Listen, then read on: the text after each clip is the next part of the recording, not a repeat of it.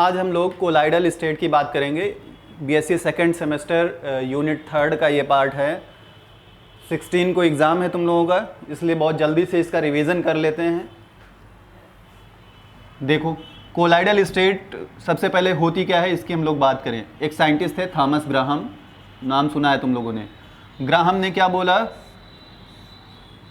कि जो सब्सटेंस होते हैं उनको दो पार्ट में क्लासीफाई किया जा सकता है। कैसे इन्होंने सब्सटेंस को क्लासीफाई किया? तो इन्होंने सबसे पहले लिक्विड और सॉल्यूशन दोनों की रेट ऑफ डिफ्यूज़न की स्टडी की थी। किसकी? रेट ऑफ डिफ्यूज़न, यानी डिफ्यूजिबिलिटी की स्टडी की। और रेट ऑफ डिफ्यूज़न के बाद इन्होंने जो सॉल्युबल सब्सटेंस होते हैं उनको दो कैटेगरी में डिवाइड किया। कैसे सब्सटेंस? जो सॉल्युबल हों। सॉल्युबल सब्सटेंस को दो कैटेगरी में डिवाइड किया। पहली कैटेगरी क्रिस्टलॉइड और दूसरी कैटेगरी कोलॉइड। क्रिस्टलॉइड की कैटेगरी में किसको रखा? जो इजीली डिफ्यूजिबल है, एनिमल मेम्ब्रेन या वेजिटेबल मेम्ब्रेन के थ्रू इजीली डिफ्यूज हो जाते हैं, उनको क्रिस्टलॉइड बोला। और जो इजीली डिफ्यूज नहीं होते हैं उनको कोलॉइड की कैटेगरी में रखा गया। लेकिन इनका ये कॉन्सेप्ट बहुत जल्दी फेल हो गया। क्यों फेल हुआ? क्योंकि बहुत से ऐसे सब्सटेंस थे जो दोनों की तरीके से काम करते थे। कंडीशन चेंज करने पे, कंडीशन चेंज कर दो तो कोलॉइड क्रिस्टलॉइड में चेंज हो जाता था। तो उस सब्सटेंस को हम क्या नाम दें, कोलॉइड या क्रिस्टलॉइड, इस बात का कोई एक्सप्लेनेशन नहीं था। ये कॉन्सेप्ट यहीं पे रिजेक्ट कर दिया गया। एग्जाम्पल इसका क्या है? जैसे NaCl ले लो। NaCl को जब वाटर में डिजॉल्व करते हैं तो ये इजीली डिजॉल्व हो जाता है और मेम्ब्रेन के थ्रू इजीली डिफ्यूजिबल है। तब इस कंडीशन में ये NaCl हमारा क्या हो जाएगा? क्रिस्टलॉइड। लेकिन अगर इसी NaCl को हम बेंजीन में डिजॉल्व कर दें तो बेंजीन में भी ये डिजॉल्व होता है, लेकिन बेंजीन में डिजॉल्व होने के बाद जो सोल्यूशन बनता है वो सोल्यूशन किसी भी मेम्ब्रेन के थ्रू डिफ्यूजिबल नहीं है। यानी इस कंडीशन में ये कोलाइड की तरीके से बिहेव करेगा। तो थॉमस के अकॉर्डिंग अब इसको क्या बोला जाए, इसका कोई प्रूफ नहीं था, इसलिए ये कॉन्सेप्ट रिजेक्ट कर दिया गया। बोला गया बहुत सारी इसमें कमियां हैं, इसको आगे कंसीडर नहीं करेंगे। फिर सब्सटेंस का जो क्लासिफिकेशन हुआ वो पार्टिकल के साइज के बेसिस पे किया गया। पार्टिकल के साइज के बेसिस पे सब्सटेंस को तीन पार्ट में क्लासीफाई किया गया। पहला ट्रू सोल्यूशन, फिर कोलाइडल सोल्यूशन और फिर सस्पेंशन। ये तीन कैटेगरी थी। पार्टिकल के साइज के बेसिस पे कैसे बोला गया? अगर पार्टिकल का साइज 10⁻⁹ मीटर है या फिर 1 नैनोमीटर है या फिर 10 एंगस्ट्रॉम है या इससे छोटा है तो वो ट्रू सोल्यूशन। और 10⁻⁹ से लेके 10⁻⁷ मीटर के बीच में आ रहा है कोई रेंज, वो कोलाइडल सोल्यूशन होगा। या इसको नैनोमीटर में चेंज करो तो 1 नैनोमीटर टू 100 नैनोमीटर ये आएगा इस रेंज में। एंगस्ट्रॉम में इसका 10 एंगस्ट्रॉम टू 1000 एंगस्ट्रॉम। और जब इससे बड़ा साइज हो जाए, यानी 10⁻⁷ मीटर से ज़्यादा हो जाए, इससे लार्जर, तब वो आएगा सस्पेंशन की कैटेगरी में। या फिर ये कह लो 100 नैनोमीटर से ज़्यादा हो जाए या फिर 1000 एंगस्ट्रॉम से ज़्यादा हो जाए, तब इसको सस्पेंशन की कैटेगरी में रखेंगे। अब सिंपल सी बात है, इनका पार्टिकल साइज ज़्यादा है इसके कंपैरिजन में, तो ये इजीली फिल्ट्रेबल होंगे। ये फिल्ट्रेबल नहीं होगा। फिल्ट्रेबल मतलब फिल्टर पेपर के थ्रू सेपरेट हो जाएंगे। ये सेपरेबल नहीं होगा। ये विजिबल इसके पार्टिकल नहीं होंगे, होमोजीनियस सोल्यूशन बनेगा, इसकी विजिबिलिटी ज़्यादा होगी। अल्ट्रा माइक्रोस्कोप के थ्रू हम लोग इनके पार्टिकल्स को देख सकते हैं। ये इनमें डिफरेंसेस हैं। इसके बाद फिर हम लोग बात कर लेते हैं कोलाइडल सिस्टम की। कोलाइडल सोल्यूशन पढ़ने से पहले कोलाइडल सिस्टम की बात कर ली जाए। कोलाइडल सिस्टम को पढ़ने से पहले दो चीज़ें पता होनी चाहिए। जैसे सोल्यूशन की बात करते हैं तो सोल्यूशन में हम लोग पढ़ते हैं सॉल्यूट और सॉल्वेंट। सॉल्यूट और सॉल्वेंट क्या होता है? जो डिस्पर्स फेज होता है उसको सॉल्यूट बोलते हैं, मतलब जो मिनिमम अमाउंट में लिया जाता है। और जो मीडियम होता है, जिस मीडियम में हमें सोल्यूशन दिखता है, उसको सॉल्वेंट बोलते हैं, मतलब जो एक्सेस में लिया जाता है अमाउंट, वो सॉल्वेंट होता है। जब कोलाइडल सोल्यूशन की बात करेंगे तो यहाँ पे सॉल्यूट और सॉल्वेंट नहीं बोलना है, ये दोनों टर्म रिप्लेस कर दिए जाते हैं एक नए टर्म से। जैसे सॉल्यूट की जगह पे हम लोग यूज़ करते हैं नया टर्म डिस्पर्स फेज। काम वही है जो सॉल्यूट का है, बस नाम बदला हुआ है। सॉल्वेंट की जगह हम लोग यूज़ करते हैं डिस्पर्सन मीडियम। याद रखना है, भूल जाते हैं हम लोग।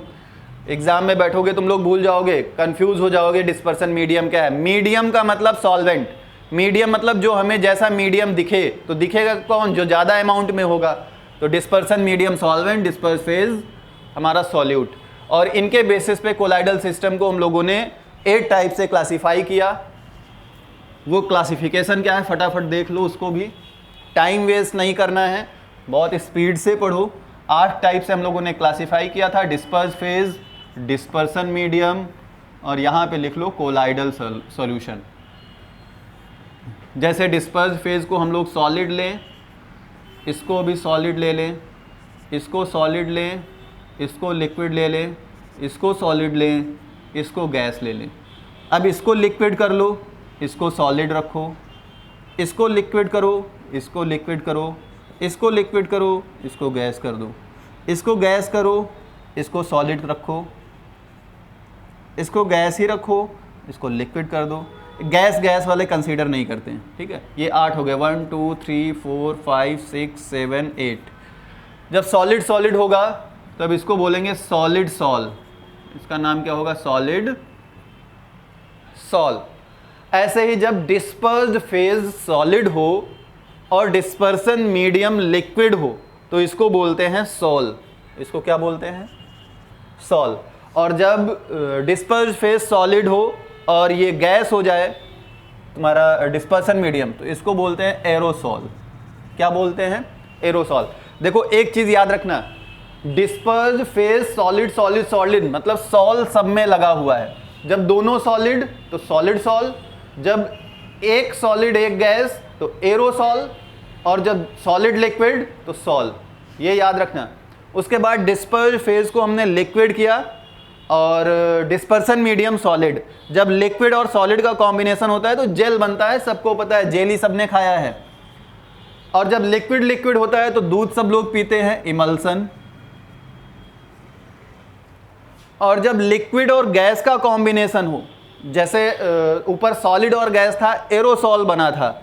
जब लिक्विड और गैस होगा तब भी एरोसॉल बनेगा। कहीं कहीं पे इसको लिक्विड एरोसॉल बोल देते हैं, नाम एरोसॉल ही होगा। लिक्विड लगाना चाहो लगा लो, लिक्विड एरोसॉल या सॉलिड एरोसॉल, ठीक है। और जब गैस और सॉलिड हो, गैस मतलब डिस्पर्स्ड फेज गैस हो और डिस्पर्सन मीडियम सॉलिड हो, तो इसको बोलते हैं फोम। बहुत बुक में लिखा होगा सॉलिड फोम। और गैस और लिक्विड को फोम। ये नाम है कोलाइडल सॉल्यूशन के। फिर से एक बार देख लो, सॉलिड सॉलिड, जहां पे डिस्पर्स्ड फेज सॉलिड है वो तीनों सॉल हैं। सॉलिड और solid, solid sol, solid liquid normal sol, solid और गैस एरोसॉल। जब लिक्विड हो गया तो जेल बन गया, लिक्विड कम हो सॉलिड ज़्यादा हो तो बहुत विस्कस सॉल्यूशन बनेगा, तो ऐसा जेली होता है। लिक्विड और सॉलिड जेल, लिक्विड लिक्विड जैसे दूध में पानी मिलाते रहते हैं, कुछ पता ही नहीं चलता है, तो लिक्विड में लिक्विड मिला दिया, क्या हो गया? इमल्सन। लिक्विड और गैस, लिक्विड एरोसॉल। गैस और solid, foam, solid foam. Gas और लिक्विड, फोम। ये क्लासिफिकेशन। सबके एग्जाम्पल देख लो, तुम लोगों को पता ही होंगे। सॉलिड सॉल में जैसे बहुत सारे कलर्ड ग्लास होते हैं, तुम लोग चश्मा पहनते हो, कलर्ड येलो ग्रीन रेड बहुत सारे कलर्ड होते हैं, वो सब क्या होगा? सॉलिड सॉल का एग्जाम्पल होगा। सॉल में जैसे पेंट्स आती हैं, मडी वाटर होता है, गंदा पानी होता है, ये सब क्या होते हैं? सॉल। एरोसॉल में क्या है? जैसे धुआं, स्मोक, तुम लोगों ने बहुत देखा होगा, जैसे बारिश नहीं होती डस्ट बहुत रहती है, डस्ट भी किसका एग्जाम्पल है? एरोसॉल का। जेल अभी बताया था, जेली तुम लोगों ने खाया होगा, बहुत चीज़ खाते हो, चीज़ मतलब पनीर, बटर खाते हो, ये सब किसके एग्जाम्पल हैं? जेल के। इमल्सन जैसे मिल्क है, या फिर क्रीम कह लो, जो बहुत लिक्विड टाइप की होती है, बालों में लगाने के लिए हम लोग यूज़ करते हैं। हम लोग नहीं मतलब तुम लोग यूज़ करते हो। इसके अलावा क्या? इमल्सन के बाद लिक्विड एरोसॉल। लिक्विड एरोसॉल में क्या हो जाएगा? जैसे कि क्या कहते हैं? कोहरा, फॉग, फॉग होता है, मिस्ट होता है, या बादल होते हैं, क्लाउड, ये सब किस में आएगा? लिक्विड एरोसॉल में। और सॉलिड फोम, सॉलिड फोम में तो तुम लोग पढ़ते ही हो, रबर, फोमिक रबर होती है या प्यूमिक स्टोन होता है, ये सब किस में आते हैं? सॉलिड फॉर्म में। और नॉर्मल जो फोम होता है, फोम में शेविंग क्रीम, ये सब क्या हैं? एग्जाम्पल थे।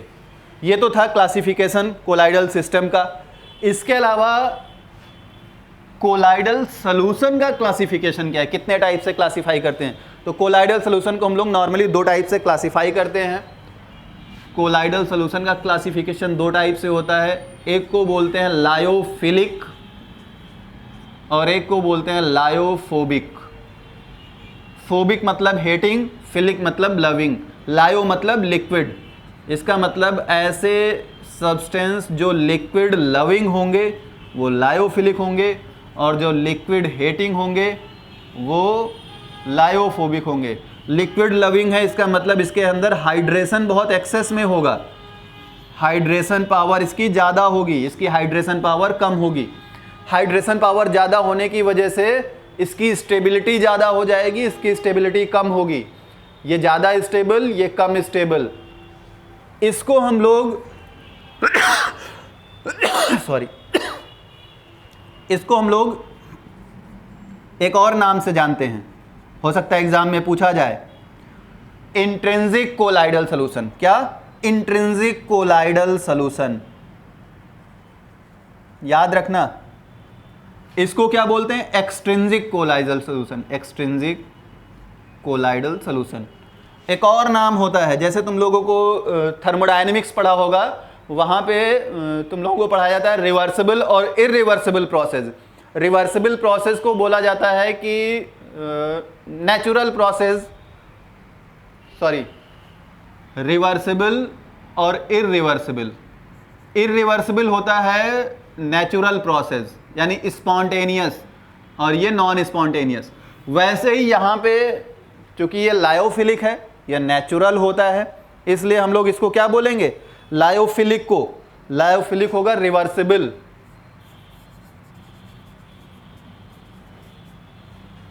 और ये इरिवर्सिबल। ये इरिवर्सिबल है। देखो, इरिवर्सिबल से याद रखना, इरिवर्सिबल मतलब इररिस्पॉन्सिबल, और इररिस्पॉन्सिबल का मतलब जो स्टेबल नहीं होगा वही इररिस्पॉन्सिबल होगा। तो ना तो ये स्टेबल होता है यानी इसकी स्टेबिलिटी कम होती है, इररिस्पॉन्सिबल होता है मतलब इरिवर्सिबल होता है, एक्सट्रिंजिक है। ठीक है, ये तीनों नाम हैं इसके। इसके अलावा इतनी कमियां हैं तो इसका मतलब इसको हम ही लोगों ने बनाया होगा। ऊपर वाला जो बनाता है उसमें कमी नहीं होती, यानी ये नेचुरल होगा, ये नेचुरल नहीं, ये मैन मेड होगा। ये हुआ कोलाइडल सॉल्यूशन का क्लासिफिकेशन। ठीक है, ये होमोजीनियस, लायोफिलिक होमोजीनियस और लायोफोबिक हेट्रोजीनियस। इसके बाद कोलाइडल सॉल्यूशन के बनाने की बात की थी, तो कैसे बनाते हैं? तो प्रिपरेशन के 2 मेथड हैं। प्रिपरेशन के 2 मेथड कौन कौन से? एक तो डिस्पर्सन मेथड, डिस्पर्सन, और दूसरा कंडेंसेशन। डिस्पर्सन या इसको डिसइंटीग्रेशन बोलते हैं, डिसइंटीग्रेशन। देखो पहले, डिसइंटीग्रेशन का मतलब क्या हुआ? डिसइंटीग्रेट करना मतलब ब्रेक करना, यानी इसमें हम लोग लार्जर पार्टिकल को कोलाइडल रेंज में लेके आएंगे। लार्जर पार्टिकल मतलब सस्पेंशन, सस्पेंशन को ब्रेक करके कोलाइडल रेंज में लाएंगे, तब वो डिसइंटीग्रेशन मेथड होगा। इसमें जो डिसइंटीग्रेशन मेथड है, इसमें 3 मेथड मेन हम लोग पढ़ते हैं। एक मैकेनिकल डिसइंटीग्रेशन। मैकेनिकल डिसइंटीग्रेशन में क्या करते हैं? जैसे तुम लोगों ने आटा चक्की देखी होगी गांव में, शहरों में भी होती है, लेकिन गांव वाले जाते हैं गेहूं लेके आटा पिसवाते हैं, मतलब गेहूं पिसवा के आटा बनवाते हैं। गेहूं का पार्टिकल साइज बड़ा होता है, जब वो ब्रेक होता है तो आटे के पार्टिकल साइज बहुत छोटे छोटे होते हैं, मतलब लार्ज पार्टिकल को स्मॉल पार्टिकल में चेंज करते हैं। सेम वही प्रोसीजर यहाँ भी होता है मैकेनिकल डिसइंटीग्रेशन में। यहाँ भी चक्की देखी होगी तो उसमें ऐसे क्या होती है, 2 डिस्क लगी होती हैं, वहाँ पत्थर की लगी होती है, इसमें भी पत्थर की हो सकती हैं या फिर एल्युमिनियम की हो सकती है या स्टील की हो सकती है, ज़्यादातर तो स्टील की होती हैं। और इनका जो रोटेशन होता है अपोजिट डायरेक्शन में, एक क्लॉकवाइज दूसरी एंटी क्लॉकवाइज। और यहाँ पे एक फनल टाइप का लगा होता है, फनल ही कह लो। इस फनल से हम लोग सस्पेंशन को यहाँ पे इंटर करवाते हैं, सस्पेंशन इसके बीच में आता है, और ये जो गैपिंग है दोनों प्लेट के या डिस्क के बीच की, इसको मैनुअली हम लोग सेट कर सकते हैं अकॉर्डिंग टू पार्टिकल साइज, और फिर ये इन दोनों के बीच में आके ब्रेक हो जाता है स्मॉल पार्टिकल में, और कोलाइडल रेंज में बाद में हम इसको इधर से कलेक्ट कर लेते हैं। ये तो हुआ मैकेनिकल डिसइंटीग्रेशन। दूसरा होता है इलेक्ट्रिकल डिसइंटीग्रेशन। इलेक्ट्रिकल डिसइंटीग्रेशन में क्या होता है? इलेक्ट्रिकल डिसइंटीग्रेशन का दूसरा नाम है ब्रिडिक्स आर्क मेथड। एक साइंटिस्ट थे ब्रिडिक्स, उन्होंने दिया था, उन्हीं के नाम पे हम लोग इसको बोलते हैं ब्रिडिक्स आर्क मेथड। जैसे तुम लोगों ने सेल के बारे में पढ़ा होगा, इलेक्ट्रोड कैथोड, दो इलेक्ट्रोड होते हैं कैथोड एनोड, और देखा होगा एक पे डिकम्पोजिशन होता है एक पे डिपोजिशन होता है, ऐसे ही कुछ सिस्टम था। यहाँ पे हम लोग क्या करते हैं, दो मेटल रॉड ले लेते हैं, इलेक्ट्रोड के तरीके से दोनों काम करेंगे, दोनों में हम लोग इलेक्ट्रिसिटी का फ्लो करवाएंगे। यहाँ पे हम लोग HCl का सोल्यूशन ले लेंगे, और इसके बाहर, इस चैम्बर के बाहर यहाँ पे आइस लगा देते हैं कूल करने के लिए। क्यों कूलिंग की ज़रूरत होती है? क्योंकि जब इलेक्ट्रिसिटी पास करेंगे तो इन मेटल रॉड का डिकम्पोजिशन होगा, और जब मेटल रॉड मतलब सॉलिड है, ये डिकम्पोज होगी तो मतलब वेपर्स में कन्वर्ट होगी, फिर उन वेपर्स को ये जो आइस है ये कंडेंस करवा के इकट्ठा करवा लेती है, और वो हमें जो मिलता है वो सॉल होता है। ये मेटल सॉलिड था, लार्ज पार्टिकल था, इसको वेपर में कन्वर्ट किया, मतलब स्मॉल पार्टिकल में चेंज कर लिया, और वेपर जो होती हैं उनको कंडेंस करवा के इकट्ठा कर लेते हैं, वो मेटल सॉल बन जाता है। और ये मेथड थोड़ा अच्छा है क्योंकि इसमें हम लोग मेटल सॉल ही बनाते हैं।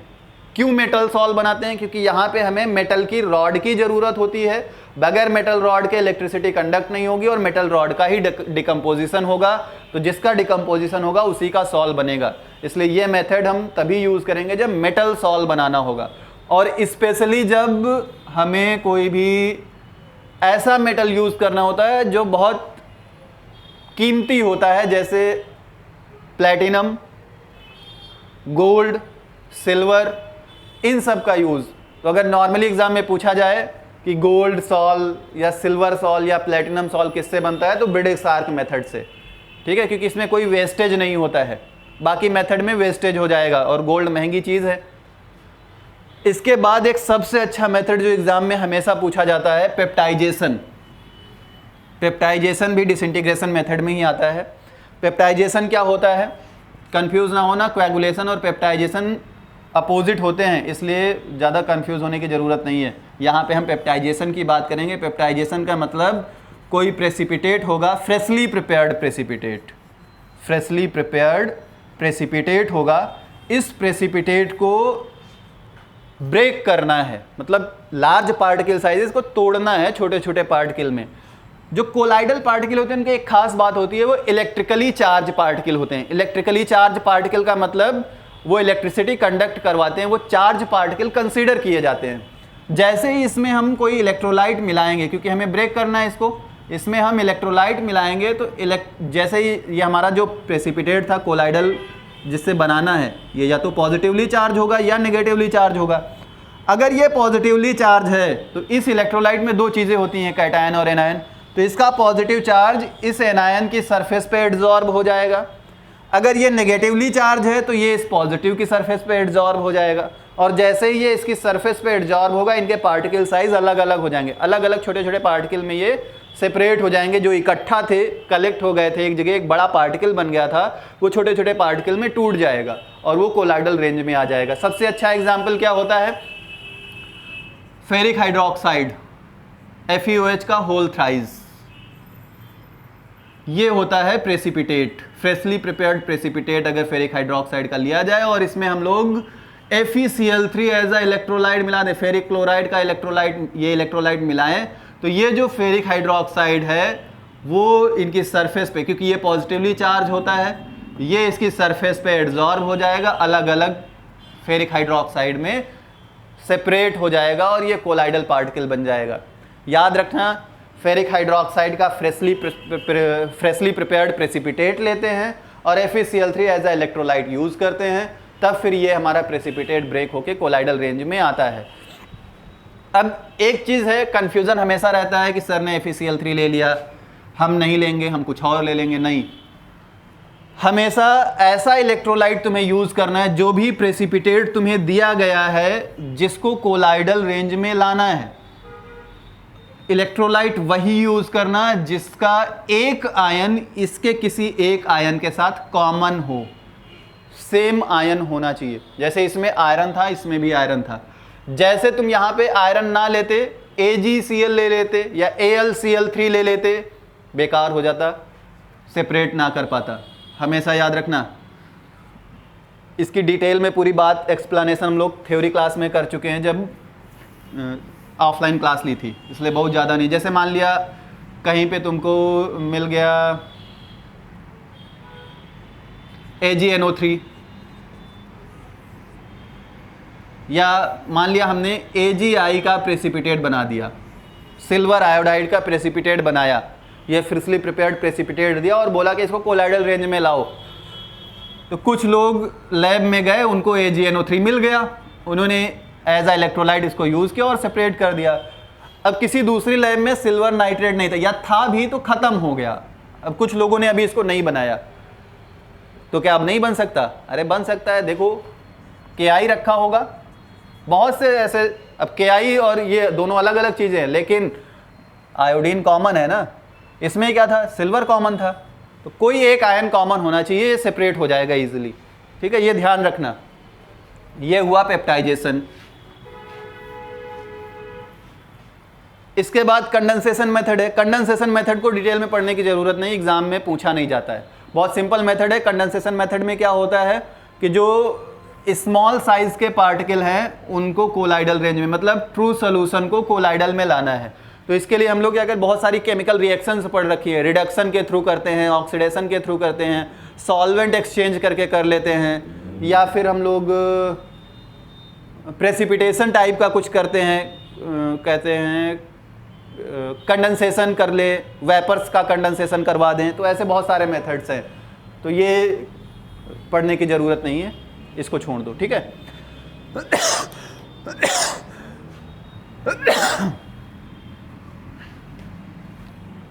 अब इसके बाद हम लोग कुछ प्रॉपर्टीज़ की बात कर लें, कोलाइडल के प्रॉपर्टीज़ की। वैसे तो बहुत सारी प्रॉपर्टीज़ हैं, लेकिन हमें बस वही पढ़नी है जो बहुत ज़्यादा इंपॉर्टेंट है। जैसे काइनेटिक प्रॉपर्टी, काइनेटिक प्रॉपर्टी में आता है ब्राउनियन मोशन। क्या आता है? Brownian motion. ब्राउनियन मोशन बहुत सिंपल है, कुछ नहीं।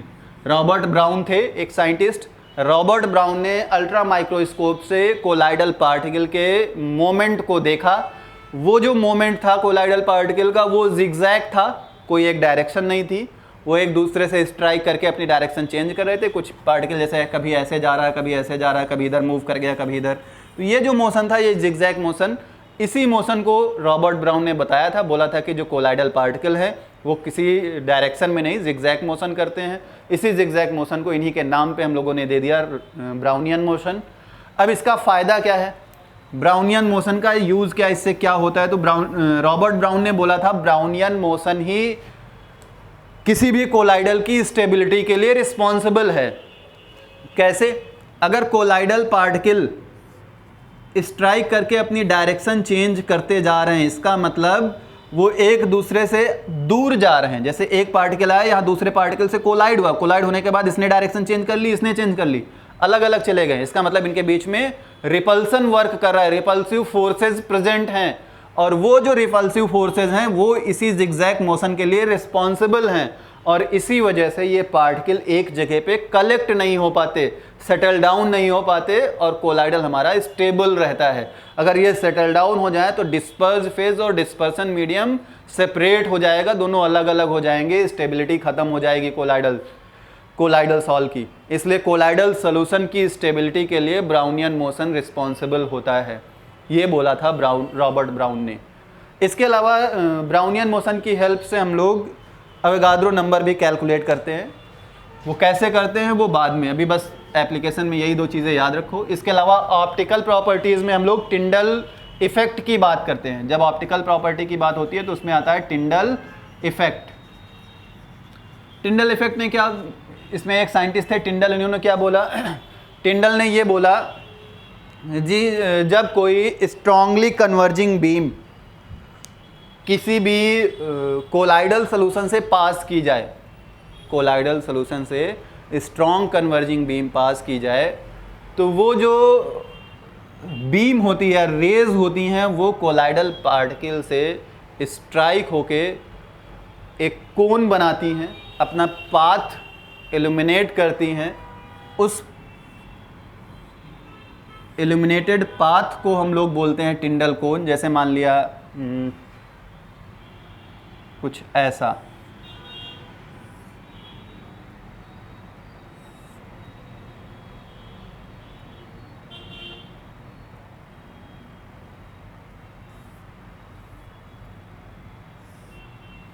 थोड़ा सा सही नहीं बन रहा डायग्राम, तुम लोग थोड़ा ऐसे बनाना, मतलब ऐसे होता है। तो ये जो इसमें कोलाइडल पार्टिकल थे, ये स्ट्राइक करके ये जो कोन बनता है इसको टिंडल कोन कहते हैं। इसका एक्सपेरिमेंट तुम लोग घर पे करके देख सकते हो। ये टिंडल कोन होता है, डार्क रूम हो और उसमें अपनी लाइट ले जाओ, टार्च ऑन करो, तुम्हें इसका एग्जाम्पल दिख जाएगा। खुद अभी तुरंत करके देख लेना, कोई दिक्कत वाली बात नहीं है, ठीक है। बहुत ज़्यादा इसमें कुछ नहीं है, बस इसी को टिंडल कोन कहते हैं। बस इससे जो क्वेश्चन आएगा, क्वेश्चन एग्जाम में यही पूछे जाएगा कि optical property related with, 4 option दिए होंगे, टिंडल कोन टिक करना है तुमको। ये ऐसा टॉपिक है जो पढ़ते ही क्वेश्चन हो जाएंगे। इसमें से 15-20 क्वेश्चन आएंगे जो तुमको 10 मिनट के अंदर कर देने, 10 मिनट से ज़्यादा नहीं लगेगा इसमें, तो बहुत ज़्यादा टेंशन लेने की ज़रूरत नहीं है। टिंडल इफेक्ट के बाद में फिर इलेक्ट्रिकल प्रॉपर्टीज़ की बात करते हैं। इलेक्ट्रिकल प्रॉपर्टीज़ में 2 चीज़ें याद रखना, इलेक्ट्रोऑस्मोसिस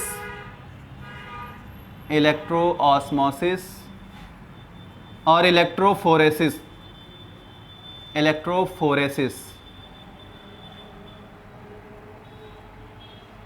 इलेक्ट्रोऑस्मोसिस और इलेक्ट्रोफोरेसिस। इलेक्ट्रोऑस्मोसिस तो सबने पढ़ा होगा, इलेक्ट्रोऑस्मोसिस और इलेक्ट्रोफोरेसिस दोनों में डिफरेंस क्या होता है, बस ये मेन तुम्हें जानना है।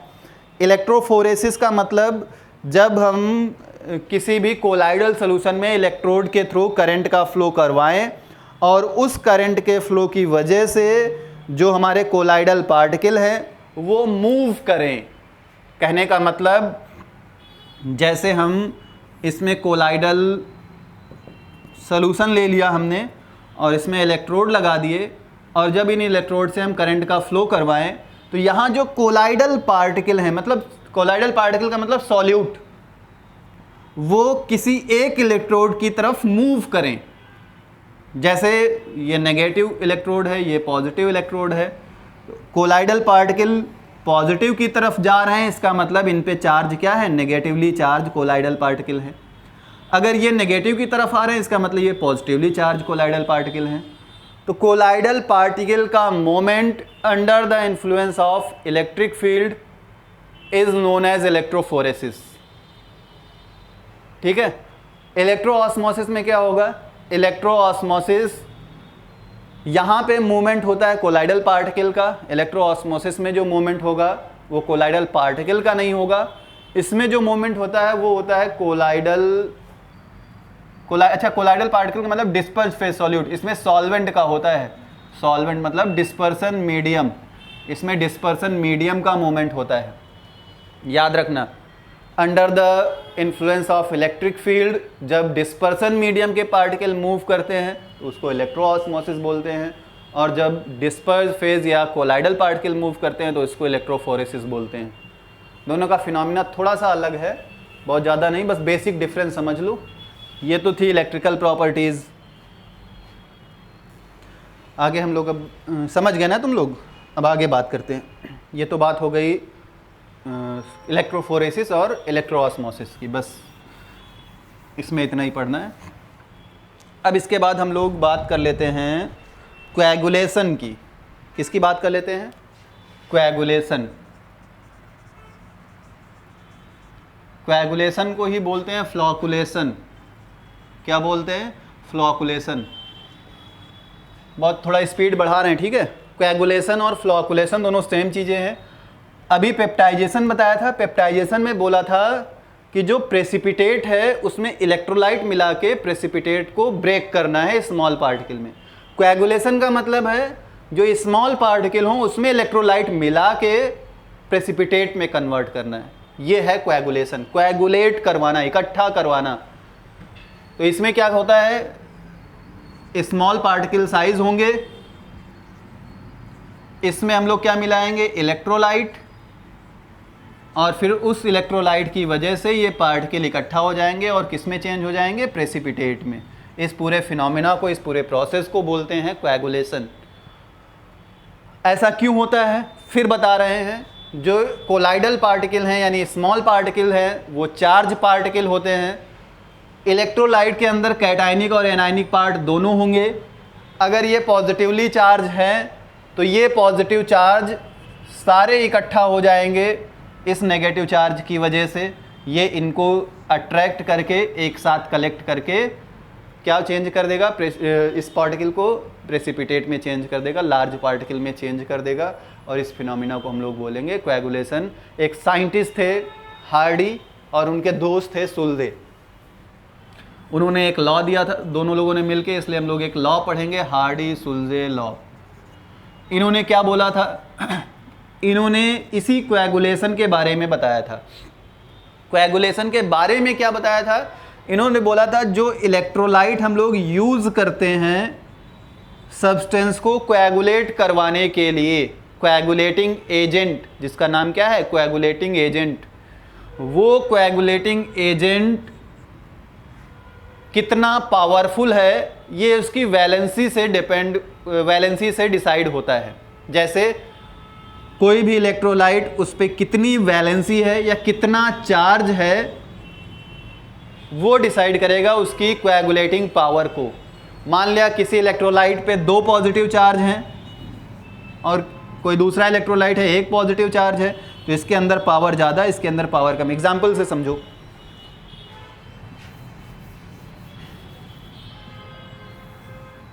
एग्जाम्पल से कैसे देखो, जैसे ये पॉजिटिवली चार्ज कोलाइड है, ये क्या है, कोलाइडल पार्टिकल। यहां पे हमने 2 इलेक्ट्रोलाइट दिए तुमको बेरियम सल्फेट NaCl। एक साइंटिस्ट ने लिया बेरियम सल्फेट या एक स्टूडेंट ने लिया बेरियम सल्फेट और एक ने लिया सोडियम क्लोराइड। बेरियम सल्फेट को जब ब्रेक करोगे, बेरियम +2 सल्फेट -2, Na+Cl-, इस पे 1 नेगेटिव चार्ज है, इस पे 2 नेगेटिव चार्ज हैं। नेगेटिव चार्ज ही इसको कोएगुलेट करवाएगा। जो इस सल्फेट से एक सल्फेट 2 पॉजिटिव चार्ज को न्यूट्रलाइज कर देगा, और ये जो क्लोराइड है वो सिर्फ एक चार्ज को न्यूट्रलाइज कर पाएगा। तो इसके अंदर ज़्यादा लोगों को न्यूट्रलाइज करने की पावर है, यानी इसके अंदर ज़्यादा कोएगुलेटिंग पावर होगी। तो जिस पे जितना ज़्यादा चार्ज होगा उसकी कोएगुलेशन पावर उतनी ही ज़्यादा होगी। ठीक है। अच्छा, कोएगुलेशन होता कैसे, एक बार जल्दी से देख लो। जैसे हमने बोला ये पॉजिटिव चार्ज इस नेगेटिव चार्ज की वजह से न्यूट्रलाइज हो जाएगा, और जब ऐसे ये नेगेटिव पॉजिटिव को न्यूट्रलाइज करेगा, ऐसे बहुत सारे सल्फेट होंगे तो अलग अलग नेगेटिव पॉजिटिव चार्ज को न्यूट्रलाइज करेंगे, तो वो न्यूट्रल होके सब क्या होंगे, सेटल डाउन होते चले जाएंगे और प्रेसिपिटेट में चेंज हो जाएंगे। तो जितनी जल्दी या जितना फास्ट न्यूट्रलाइजेशन होगा उतनी ही जल्दी प्रेसिपिटेशन होगा, यानी उतनी ही जल्दी कोएगुलेशन होगा, तो उतना ही पावरफुल कोएगुलेटिंग एजेंट रहा होगा। बस ये कॉन्सेप्ट है। यानी हार्डी सुल्जे ने बोला था कि जो कोएगुलेशन पावर होती है, कोएगुलेशन पावर वो डायरेक्टली प्रोपोर्शनल होती है valency of ion in electrolyte. Electrolyte में जो आयन होते हैं उनकी वैलेंसी पे डिपेंड करता है, वैलेंसी के डायरेक्टली प्रोपोर्शनल होगी। अच्छा, एक टर्म और होता है कोएगुलेशन वैल्यू। कोएगुलेशन वैल्यू क्या होती है, कोएगुलेशन पावर और कोएगुलेशन वैल्यू अलग अलग चीज़। मान लिया, पहले तो समझ लो ये दोनों इन्वर्सली प्रोपोर्शनल होंगे, कोएगुलेशन पावर और कोएगुलेशन वैल्यू एक दूसरे के इन्वर्सली प्रोपोर्शनल। जितना ज़्यादा अमाउंट या जो अमाउंट इलेक्ट्रोलाइट का यूज़ होता है वो उसकी कोएगुलेशन वैल्यू होती है।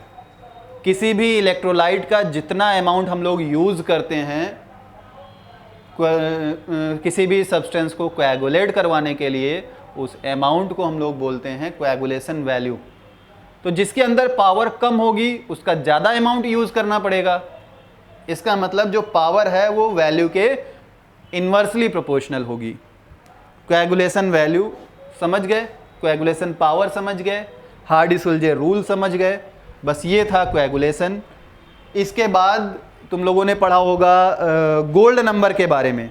तो गोल्ड नंबर पढ़ने से पहले तुम्हें एक चीज़ पता होनी चाहिए, protection of colloid. Protection of colloid क्या होता है, मतलब कोलॉइड का प्रोटेक्शन करना। तो प्रोटेक्शन किसका किया जाता है, जो भगेड़ा हो, घर पे किसको प्रोटेक्ट किया जाता है। मान लिया दो भाई हैं, एक लखैरा है, एक समझदार है, स्टेबल है। तो जो स्टेबल है, समझदार है, उसको प्रोटेक्शन की ज़रूरत ही नहीं है। जो लखैरा है, रात भर गायब रहता है, उसको प्रोटेक्ट करना है ना। तो उसको प्रोटेक्ट कौन करेगा, जो स्टेबल होगा, जिसको प्रोटेक्शन की ज़रूरत नहीं होगी। तो तुम लोगों ने दो टाइप के कोलाइडल सॉल्व पढ़े थे, एक तो लायोफिलिक और दूसरा लायोफोबिक। स्टेबल कौन था, लायोफिलिक, ये अनस्टेबल था, यानी इसको प्रोटेक्ट करना है, इसको प्रोटेक्शन की ज़रूरत है, क्योंकि ये स्टेबल नहीं है, ये स्टेबल है, तो यही प्रोटेक्ट करेगा। समझे। तो लायोफिलिक प्रोटेक्ट करता है लायोफोबिक को, क्यों, ताकि ये अनस्टेबल ना होने पाए, इसकी स्टेबिलिटी थोड़ा सा बढ़ जाए, ये प्रेसिपिटेट में कन्वर्ट ना होने पाए। इसका मतलब लायोफिलिक लायोफोबिक पार्टिकल के चारों ओर एक बाउंड्री जैसा कुछ डेवलप करता होगा, ताकि दूसरा पार्टिकल इसके साथ मिलके इसको लार्ज पार्टिकल में चेंज ना कर पाए। इसको बोलते हैं प्रोटेक्शन ऑफ कोलाइड। अब प्रोटेक्टिंग पावर किसकी होगी, लायोफिलिक की। लायोफिलिक भी बहुत सारे होते हैं। कुछ लोग स्टेबल होते हैं तो बहुत ज़्यादा फैमिली पे ध्यान नहीं देते हैं। कुछ लोग जितना ज़्यादा स्टेबल होते हैं उनकी रिस्पॉन्सिबिलिटी उतनी ज़्यादा बढ़ जाती है, उतना ज़्यादा फोकसली अपनी फैमिली पे फोकस करते हैं। तो मतलब सबका अलग अलग बिहेवियर, वैसे ही अलग अलग सोल्यूशन होते हैं कोलाइडल लायोफिलिक, सबका अलग अलग नेचर होता है, सबकी अलग अलग प्रोटेक्टिंग पावर होती है। प्रोटेक्टिंग पावर को नंबर्स में एक्सप्लेन करने के लिए एक साइंटिस्ट थे, सिगमोंडी, जेड साइलेंट होता है, इन्होंने एक नया नाम दिया था गोल्ड नंबर। तो एक्चुअल में गोल्ड नंबर प्रोटेक्टिंग पावर को डिफाइन करता है। लायोफिलिक सॉल्व की प्रोटेक्टिंग पावर को गोल्ड नंबर डिफाइन करता है। गोल्ड नंबर के टर्म में प्रोटेक्टिंग पावर डिफाइन की जाती है। इसको डिफाइन किया था सिगमोंडी ने। इसको बोलते हैं हम लोग गोल्ड नंबर। होता क्या है गोल्ड नंबर, ये भी देख लो। गोल्ड नंबर क्या होता है बताओ जल्दी से जल्दी। देखो पहले तो रेड गोल्ड सॉल्व ले लो। रेड गोल्ड सॉल्व लिया हमने, कितना लिया, एक टेस्ट ट्यूब में 10 ml। अब इस 10 ml रेड गोल्ड सॉल्व को हमें कोएगुलेट करवाना है। तो हम लोग कोएगुलेट करने के लिए इसमें इलेक्ट्रोलाइट मिलाएंगे। इलेक्ट्रोलाइट क्या मिलाया हमने, NaCl। कितना NaCl मिलाया, 1 ml NaCl मिला दिया, ये कोएगुलेट हो गया। NaCl कितना था, 10%। 10% NaCl का 1 ml मिलाने पे जो स्टैंडर्ड रेड गोल्ड सॉल्व होता है उसका 10 ml अगर हम लें तो इजीली कोएगुलेट हो जाता है। इसी कोएगुलेशन को रोकना है। इस कोएगुलेशन को रोकने के लिए इसमें लायोफिलिक सॉल्व मिलाना पड़ेगा। अब इसमें हम लायोफिलिक सॉल्व मिलाएं और अगर वो लायोफिलिक सॉल्व इसके कोएगुलेशन को रोक दे तो वो हमारा गोल्ड नंबर होगा। अब करना क्या है, फिर से हमने एक टेस्ट ट्यूब ली, उस टेस्ट ट्यूब में फिर से हमने स्टैंडर्ड रेड गोल्ड सॉल्व लिया 10 ml और उस 10 ml में थोड़ा सा अमाउंट हमने लायोफिलिक का मिलाया। जो अमाउंट ले रहे हैं वो मिलीग्राम में है, कुछ मिलीग्राम लायोफिलिक सॉल्व के मिलाए और NaCl का सेम अमाउंट हमने फिर से मिलाया, कोएगुलेशन हो गया। इसका मतलब ये प्रोटेक्ट नहीं कर पाया, फेंक दिया हमने। फिर से 10 ml लिया, फिर से हमने इसका थोड़ा अमाउंट और बढ़ाया और फिर ये सारी चीज़ें मिलाई, फिर कोएगुलेशन हो गया, मतलब अभी भी ये प्रोटेक्ट नहीं कर पा रहा है, फिर हमने फेंक दिया। फिर हमने रेड गोल्ड सॉल्व लिया 10 ml और उसमें थोड़ा सा एक्सेस में ये अमाउंट मिलाया, कुछ भी मिलाया, मान लिया हमने 5 मिलीग्राम मिला दिया। और अब 1 ml NaCl मिलाया तो कोएगुलेशन नहीं हुआ। इसका मतलब इस लायोफिलिक ने रेड गोल्ड सॉल्ट को प्रोटेक्ट कर लिया। तो ये जो 5 mg है, इस 5 mg को ही हम लोग क्या बोलेंगे, गोल्ड नंबर। यानी इस लायोफिलिक सॉल्ट का गोल्ड नंबर कितना है, 5। अब अगर इसको डिफाइन करना है तो क्या बोलोगे, the minimum amount of lyophilic salt in milligram, milligram में लिया जाए 10 ml standard red gold salt को प्रोटेक्ट करने के लिए by the 10%, 1 ml of 10% NaCl। लिख लो अगर लिखना चाहो। क्या लिखना है, द मिनिमम वेट या amount in milligram which must be added in 10 ml red gold salt so that no coagulation takes place on addition of 1 ml of 10% NaCl। ठीक है, इस अमाउंट को लायोफिलिक के हम लोग क्या बोलेंगे, गोल्ड नंबर। अलग अलग सब्सटेंस होते हैं, सबका अलग अलग गोल्ड नंबर होता है।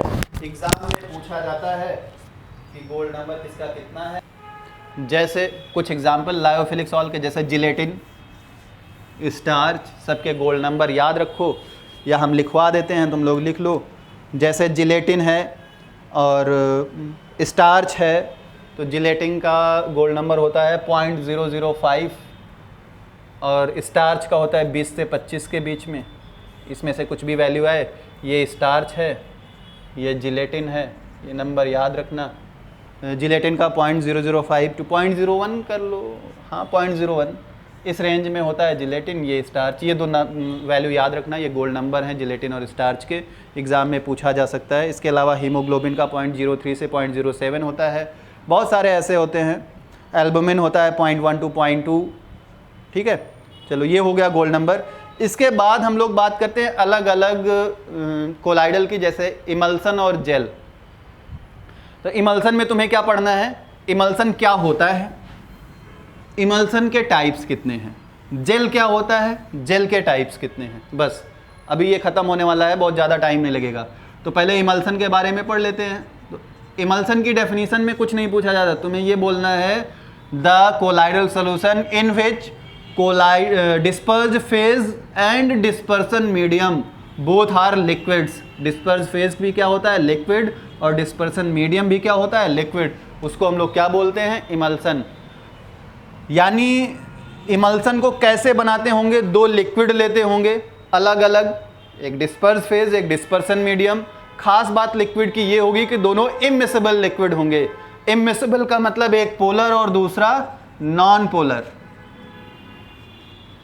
दोनों को स्ट्रांगली सेक करेंगे, स्ट्रांगली सेक करने के बाद भी ये होमोजीनियस नहीं बनते हैं, इसलिए हम लोग इनको एक कोलाइड मिल होती है, होमोजेनाइजर बोलते हैं, उसमें रख के इस मिक्सचर को बाहर निकालते हैं, वो होमोजीनियस सोल्यूशन बना देता है। उस होमोजीनियस सोल्यूशन को हम लोग बोलते हैं इमल्सन। लेकिन ये जो होमोजीनियस सोल्यूशन होता है ये बहुत ज़्यादा स्टेबल नहीं होता है। बाहर रखेंगे कुछ टाइम के लिए तो कुछ टाइम के बाद वो जो लिक्विड हैं वो सेपरेट हो जाते हैं, यानी अनस्टेबिलिटी रहती है। तो उनको स्टेबल रखने के लिए हम लोग इसमें एक सब्सटेंस मिलाते हैं। वो सब्सटेंस इन दोनों को मिक्स करता है, बांध के रखता है। उस सब्सटेंस का नाम होता है इमल्सीफायर। क्या नाम है, इमल्सीफायर, या इसी का दूसरा नाम होता है इमल्सीफाइंग एजेंट। Emulsifying agent. ऐसी क्या खास बात है इमल्सीफायर या इमल्सीफाइंग एजेंट में जो इन दोनों को बांध के रखता है। दो लोगों में लड़ाई हो जाए, हस्बैंड वाइफ में लड़ाई हो गई, समझौता कौन कराएगा, जो दोनों का करीबी होगा, जिसकी हस्बैंड से भी अच्छी बनती हो, जिसकी वाइफ से भी अच्छी बनती हो, तभी तो दोनों को बांध के रखना है। मतलब कहने का क्या है, ऐसा सब्सटेंस जिसमें पोलर पोर्शन भी प्रेजेंट हो और साथ साथ नॉन पोलर पोर्शन भी प्रेजेंट हो। तो पोलर पोलर को समझा लेगा, नॉन पोलर नॉन पोलर को समझा लेगा, दोनों स्टेबल रहेंगे। इसका सबसे अच्छा example salt of fatty acid. जो फैटी एसिड होते हैं, सोप, डिटर्जेंट, फैटी एसिड के जो सॉल्ट होते हैं, उनको अगर हम मिला दें तो इसकी स्टेबिलिटी बढ़ जाती है। सॉल्ट ऑफ फैटी एसिड मतलब ये जो पार्ट होता है सॉल्ट वाला, ये पोलर हो गया, और जो हाइड्रोकार्बन वाला पार्ट होता है वो होता है नॉन पोलर। तो हाइड्रोकार्बन वाला पार्ट नॉन पोलर लिक्विड में और पोलर वाला पार्ट पोलर लिक्विड में मिक्स होकर दोनों को बाइंड करके रखता है और स्टेबिलिटी को बढ़ा देता है। ये तो बात हुई इमल्सन की, ठीक है, और इमल्सिफाइंग एजेंट की। जैसे तुम लोगों ने एग्जाम्पल पढ़ा था इमल्सन का, मिल्क। अब जब मिल्क की बात की तो मिल्क कैसे स्टेबल रहता है, उसके लिए तुम लोगों ने सुना होगा मार्केट में कि आज इस मार्केट में इतना दूध पकड़ा गया जिसमें डिटर्जेंट मिला पाया गया, या जिसमें सोप मिलाया गया, शैम्पू मिलाया गया, मतलब सॉल्ट ऑफ फैटी एसिड मिलाया गया। क्यों मिलाया गया? क्योंकि वो दूध खराब ना हो, स्टेबल लंबे समय तक रहे, इसलिए उसमें डिटर्जेंट या सोप लोग मिला देते हैं।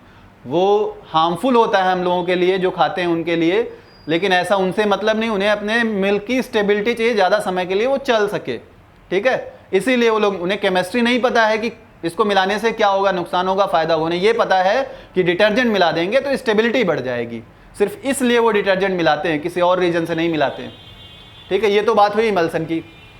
अब इमल्सन के टाइप्स की बात की जाए तो हमने बोला अभी दो लिक्विड है, एक पोलर एक नॉन पोलर, दोनों को मिलाना है, इमल्सन बन जाएगा।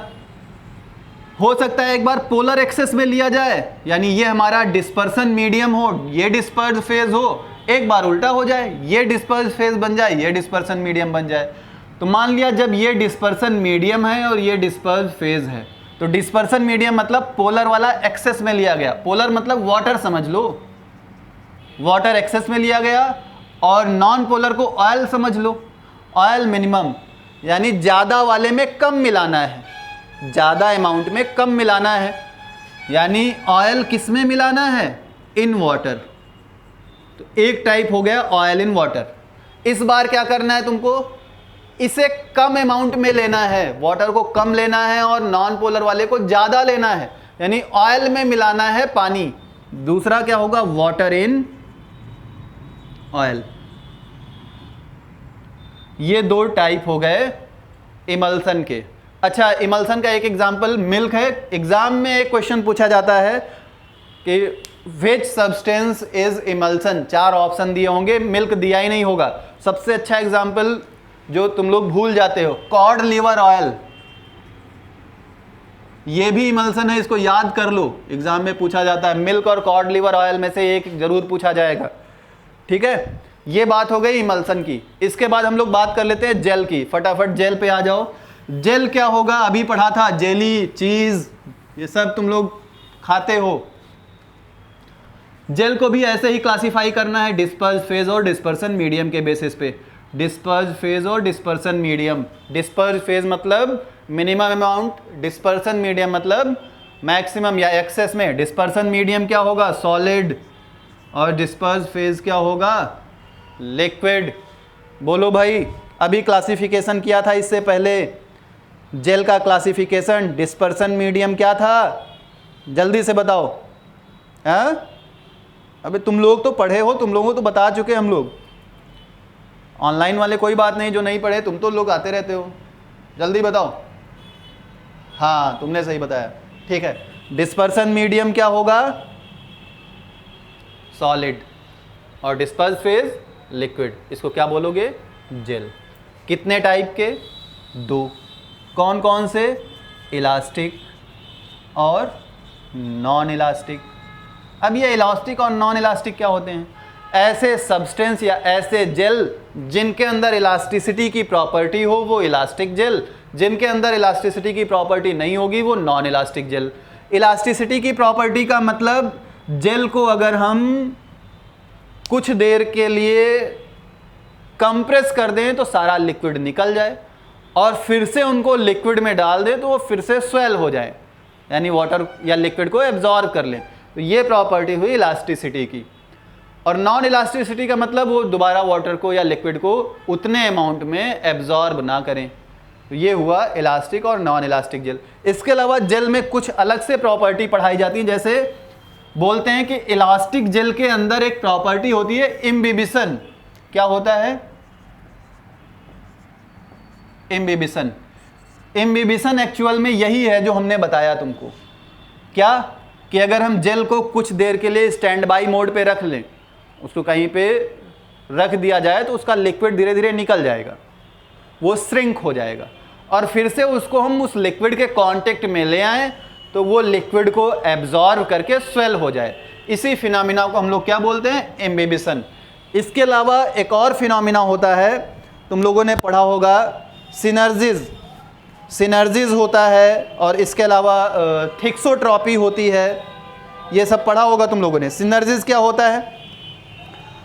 यही चीज़ है सिनर्जिज जो बताया, श्रिंकिंग हो जाए और श्रिंकिंग के बाद फिर से अगर हम उसको उसमें क्या कहते हैं, लिक्विड के कांटेक्ट में लाएं, और लिक्विड के कांटेक्ट में लाने के बाद फिर से वो एब्जॉर्ब कर ले, तो इस पूरे फिनोमिना को इम्बिबिशन बोलते हैं। लेकिन जो सिर्फ श्रिंकिंग का प्रोसेस है, उस श्रिंकिंग के प्रोसेस को हम लोग क्या बोलते हैं?